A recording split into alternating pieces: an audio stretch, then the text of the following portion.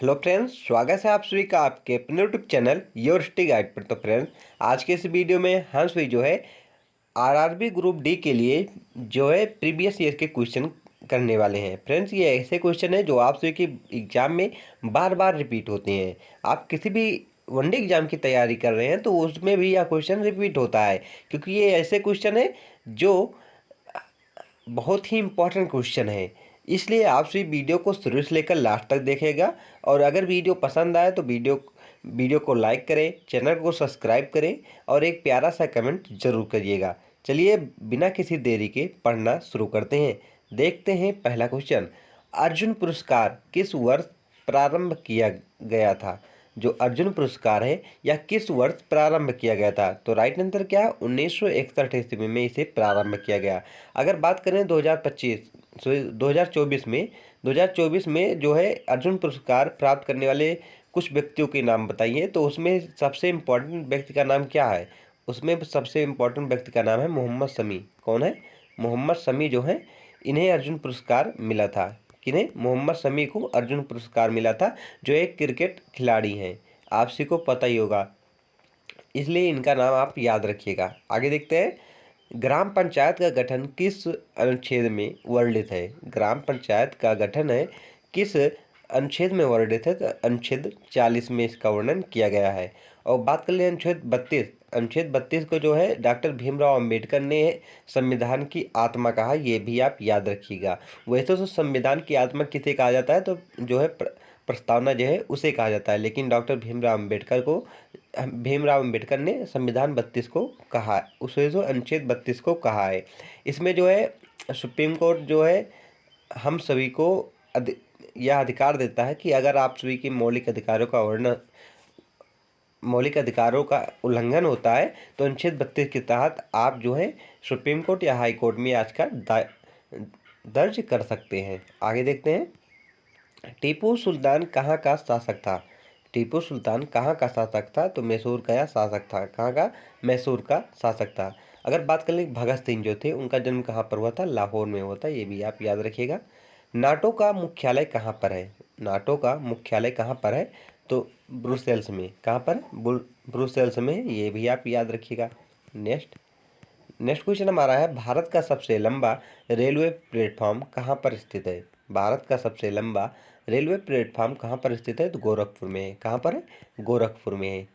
एक अश्वशक्ति कितने वाट के बराबर होता है? एक अश्वशक्ति कितने वाट के बराबर होता है? 746 वाट के बराबर होता है। कितने? 746।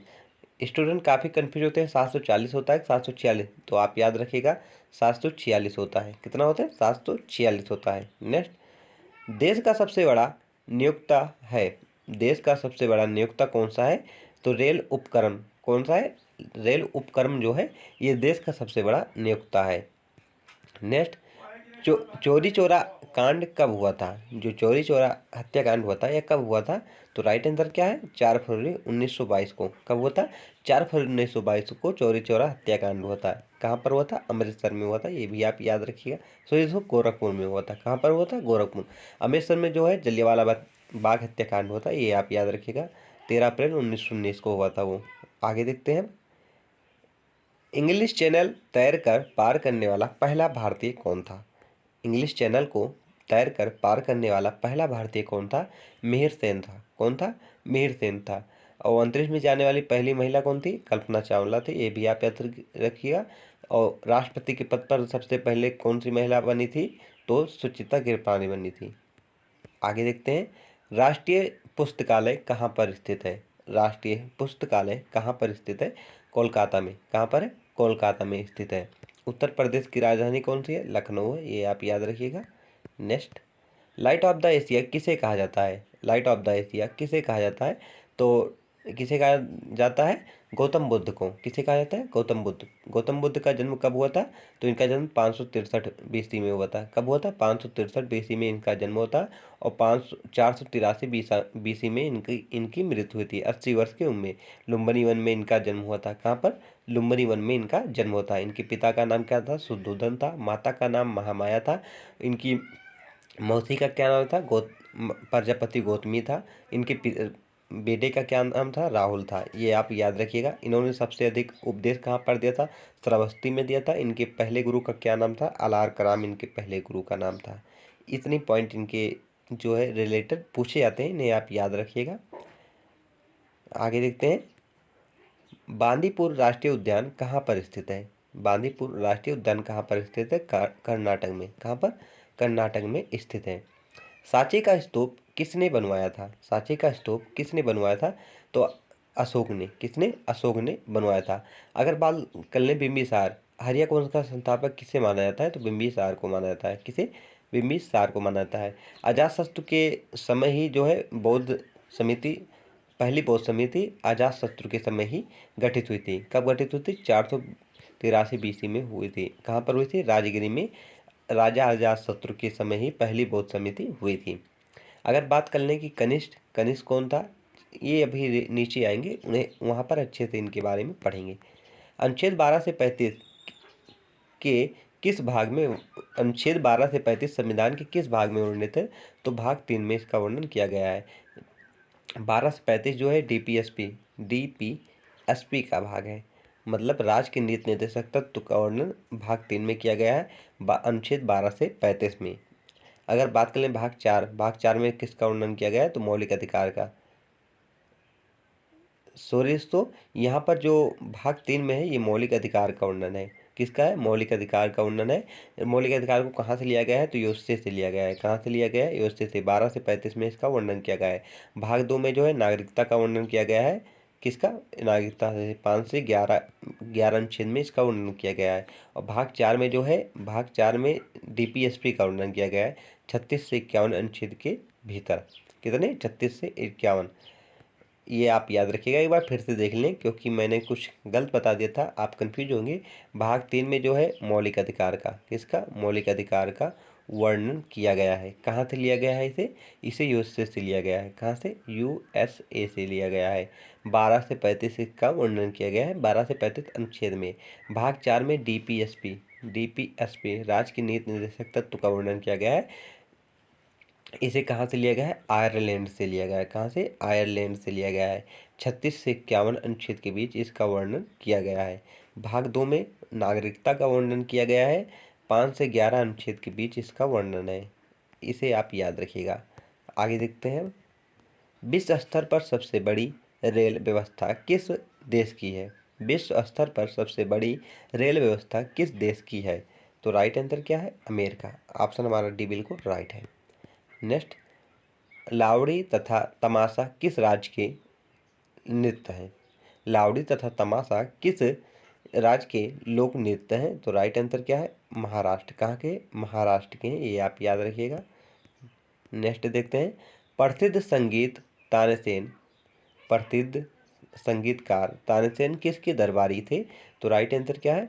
अकबर के। किसके थे? अकबर के थे, ये आप याद रखिएगा। नेक्स्ट देखते हैं, जो है यूनिसेफ का मुख्यालय कहाँ पर स्थित है? यूनिसेफ का मुख्यालय कहाँ पर स्थित है? न्यूयॉर्क में। कहाँ पर? न्यूयॉर्क में स्थित है। नेक्स्ट, भारत को कितने भौगोलिक भागों में बांटा गया है? तो राइट आंसर क्या है? 5। उत्तर का मैदान हो गया, उत्तर का पठारी मैदान हो गया, ये मरु प्रायद्वीपीय भारत हो गया। इस प्रकार से 5 भागों में बांटा गया, ये आप याद रखिएगा। नेक्स्ट, मानस जो है मानसबदारी प्रथा को किसने चलाया था? तो राइट आंसर क्या है? अकबर ने। किसने चलाया था? अकबर ने चलाया था। अगर बात कर लें कि जो लौह रक्त नीति थी, इसे किसने चलवाया था? तो बलबन ने चलाया था। किसने? बलबन ने चलाया था। और बात कर लें कि जो दिल्ली में कुतुब मीनार है, इसे पूरा किसने कराया था? तो इल्तुतमिश ने कराया था। सबसे कट्टर शासक कौन था मुगलों में? तो औरंगजेब था, ये आप याद रखिएगा। नेक्स्ट देखते हैं, गुरु तेग बहादुर का वध किसने कराया था? गुरु तेग बहादुर का वध किसने कराया था? तो औरंगजेब ने। किसने? औरंगजेब ने कराया था। ताजमहल का निर्माण किसने कराया था? तो शाहजहां ने। किसने? शाहजहां ने। नेक्स्ट, चीन में लाल क्रांति कब हुई थी? चीन में लाल क्रांति कब हुई थी? तो 1949 ईस्वी में हुई थी। नेक्स्ट, प्रधानमंत्री जन धन योजना की शुरुआत कब हुई थी? प्रधानमंत्री जन धन योजना की शुरुआत कब हुई थी? 28 अगस्त 2014 को। कब हुई थी? 28 अगस्त 2014 को हुई थी। विश्व स्वच्छता दिवस कब मनाया जाता है? विश्व स्वच्छता दिवस कब मनाया जाता है? 5 मई को। कब मनाया जाता है? 5 मई को मनाया जाता है। विश्व का सबसे छोटा देश कौन सा है? विश्व का सबसे छोटा देश कौन सा है? तो वेटिकन सिटी जो है ये विश्व का सबसे छोटा देश है। फ्रेंड्स, आप सभी को बता दें, ये सभी क्वेश्चन जो है आप सभी के एग्जाम में बार बार रिपीट होते हैं, इसलिए आप सभी वीडियो को सीरियसली पूर्वक देखिएगा, क्योंकि अगर आप एक भी क्वेश्चन मिस करेंगे तो हो सकता है वो आपसे के एग्जाम में ही आ जाए। इसलिए वीडियो को ध्यानपूर्वक जरूर देखिएगा। और क्लास की पीडीएफ आप सभी को टेलीग्राम चैनल पर मिल जाएगी, वहाँ पर आप सभी टेलीग्राम चैनल से इसे डाउनलोड कर दोबारा एक बार पढ़ जरूर लीजिएगा। आगे देखते हैं। लखनऊ से पहले अवध की राजधानी क्या थी? लखनऊ से पहले अवध की राजधानी क्या थी? तो फैजाबाद। क्या थी? फैजाबाद थी। नेक्स्ट, सबसे अधिक राष्ट्रीय उद्यान वाला राज्य कौन सा है? तो राइट आंसर क्या है? मध्य प्रदेश। कौन सा है? मध्य प्रदेश है। घाव भरने में कौन सा विटामिन सहायक होता है? घाव भरने में कौन सा विटामिन सहायक होता है? तो विटामिन सी जो है यह घाव भरने में सहायक होता है। नेक्स्ट, कौन सी नदी डेल्टा बनाती हैं? जो नहीं बनाती उन्हें भी बताएंगे भी। कौन सी नदी डेल्टा बनाती हैं?